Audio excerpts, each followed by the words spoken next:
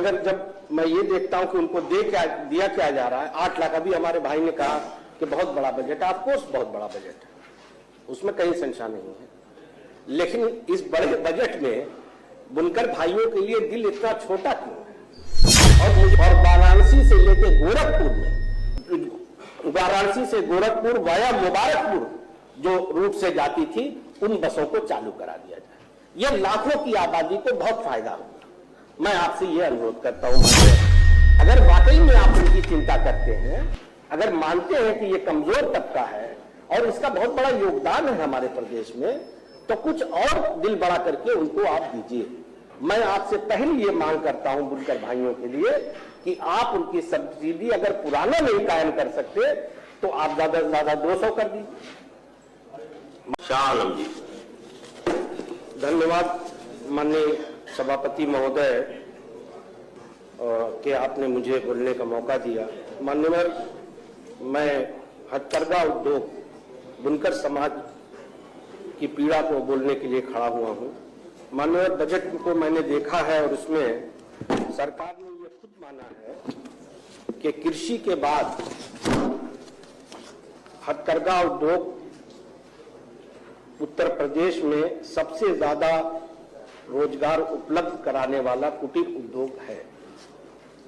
मगर माननीय सभापति महोदय, जब मैं उसके नीचे पढ़ता हूं तो मुझे बड़ी निराशा होती है, क्योंकि सरकार जब ये मानती है कि बुनकर भाई हमारे इस उत्तर प्रदेश का एक महत्वपूर्ण अंग है और किसान भाइयों के बाद प्रदेश में उनका दूसरा स्थान है, उनका दूसरा योगदान है एम्प्लॉयमेंट जनरेशन में, तो मगर जब मैं ये देखता हूं कि उनको दिया क्या जा रहा है, 8 लाख, अभी हमारे भाई ने कहा कि बहुत बड़ा बजट है, ऑफकोर्स बहुत बड़ा बजट है, उसमें कहीं संशय नहीं है, लेकिन इस बड़े बजट में बुनकर भाइयों के लिए दिल इतना छोटा क्यों है?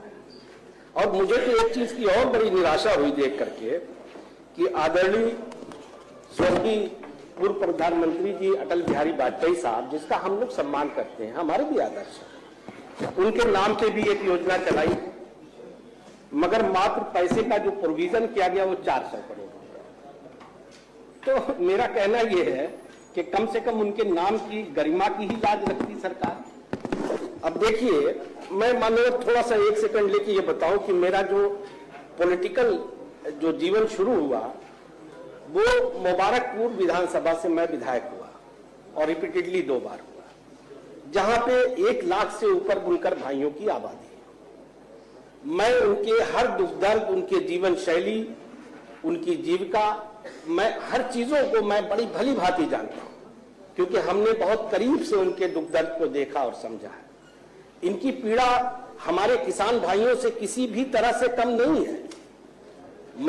मैं सरकार को एक ठीक है, हम लोग विपक्ष में हैं, हम जो कहते हैं अक्सर ये कहा जाता है कि भाई ये तो विपक्ष में है इनका बात, लेकिन कभी कभी विपक्ष की बातों को भी सकारात्मक रूप में लेकर के उस पर विचार करना चाहिए, ऐसा मेरा सरकार से अनुरोध है। इसमें थोड़ा और पैसे का प्रोविजन बुनकर भाइयों के लिए करते।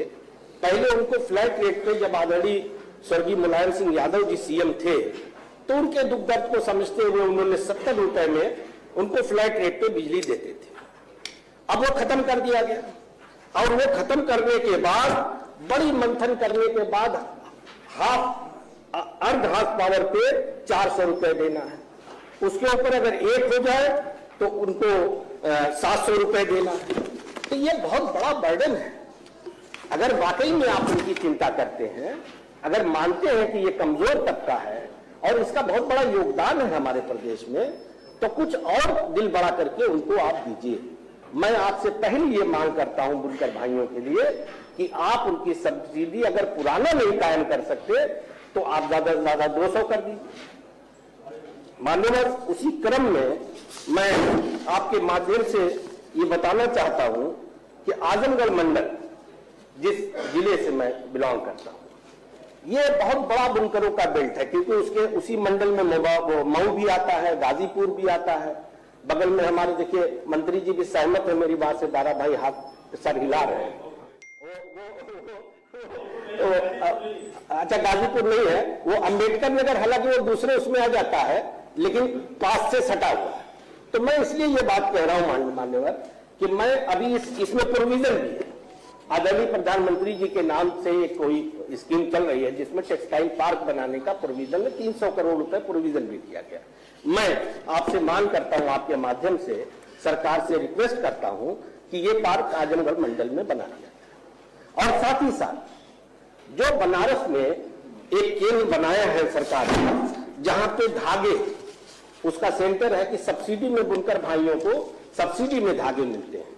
बनारस की दूरी बहुत पड़ती है, आजमगढ़ से काफी दूर पड़ जाता है और ये गरीब बुनकर भाई उसका फायदा नहीं उठा पाते। मुबारकपुर में मैंने अक्सर बात किया, हमने कहा वहां से आप लोग कहे हम लोग नहीं जा पाते, बहुत हम लोगों को परेशानी होती है, इसलिए बनारस में जो सेंटर है उसका एक सेंटर आजमगढ़ में भी मानवर खुलवा दिया जाए। मानो मुझे याद है 2012 की बात होगी और इन्हीं सब समस्याओं को लेकर उस वक्त सपा की सरकार थी, मैं आज उनका मेंबर हूं, उस वक्त मैं बीएसपी में था, मैं बड़ा स्ट्रगल करता था और उस वक्त मैंने काफी उनसे रिक्वेस्ट भी किया, सदन में भी कई बार ये मैं विषय ले आया और मैंने निजी तौर पे भी ये मैं सौभाग्य ही कहूंगा कि उस वक्त जो ट्रांसपोर्ट मिनिस्टर थे आदरणीय दुर्गा प्रसाद यादव जी, चूंकि हम उनके वोटर ही है, विधानसभा हमारी पड़ती थी, तो हमने कहा भाई ये काम हो जाए, एक वहां पे बस डिपो बनाए और कई करोड़ रुपए लगा के गजहरा में एक बस डिपो बना, लेकिन बड़ा अनफॉर्चुनेट है मान्यवर कि बनने को तो बन गया, पैसा भी लग गया, लेकिन वो आज तक प्रॉपरली ऑपरेट नहीं हो पाया।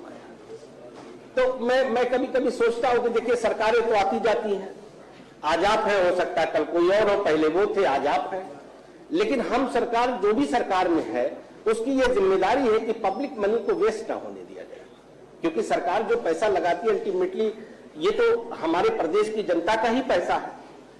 अब वो पैसा लगने के बाद अगर ठीक से ऑपरेट नहीं हो पा रहा है तो ये बड़ा दुर्भाग्य है। इसलिए मैं बहुत विनम्रता से सरकार से ये अनुरोध करता हूं कि उसको ठीक से इफेक्टिवली मजबूती के साथ ऑपरेट कराया जाए और वाराणसी से लेकर गोरखपुर में, वाराणसी से गोरखपुर वाया मुबारकपुर जो रूट से जाती थी, उन बसों को चालू करा दिया जाए। ये लाखों की आबादी को बहुत फायदा होगा। मैं आपसे ये अनुरोध करता हूं मान्यवर, जब आदरणीय अखिलेश यादव जी थे तो वहां पे एक बुनकर विपणन केंद्र भी बना था मान्यवर, और उसका मंशा ये थी, चूंकि उस आबादी के प्रेशर को देखते हुए बगल में मुबारकपुर और मऊ सटा हुआ था तो 2 लाख 2.5 लाख की आबादी हो जाती थी। तो उसकी मंशा ये थी कि वहां पे जो बायर हैं उनका वीकली मेला लगेगा और वहां पे उनके जो बनाए हुए प्रोडक्ट हैं मुबारकपुर के। देखिए मैं एक चीज बताऊं कि बनारस में जो साड़ी पूरी दुनिया में जाती है, जिसको बनारसी साड़ी कहा जाता है, सच्चाई ये है कि वो सारा प्रोडक्शन मुबारकपुर में होता है। उन बेचारों का दुर्भाग्य ये है कि उनकी अपनी जीआई नहीं है, इसलिए दूसरे ट्रेड मार्क पे उनको बेचा जा रहा है। अगर उनको जीआई मिल जाए तो उनका भला हो जाए और वो विपणन केंद्र भी अगर इफेक्टिवली मान्यवर, अच्छा मैं बंद कर देता हूं, वो अगर विपणन केंद्र इफेक्टिवली एक्टिव हो जाए तो बुनकर भाइयों का फायदा होगा। मान्यवर मैं समझ गया आपकी बात को, मैं अपनी बात खत्म कर रहा हूं। मैं आपके माध्यम से सरकार से बहुत विनम्रता पूर्वक हाथ जोड़ करके बुनकर भाइयों के बजट को बढ़ाने की मांग करता हूं, उनके लिए विशेष पैकेज की मांग करता हूं। सरकार से ये बताना चाहता हूं उनके वकील की हैसियत से कि बुनकर भाई इस प्रदेश का एक रीढ़ की हड्डी है, उनको कृपया कमजोर ना होने दिया जाए। धन्यवाद।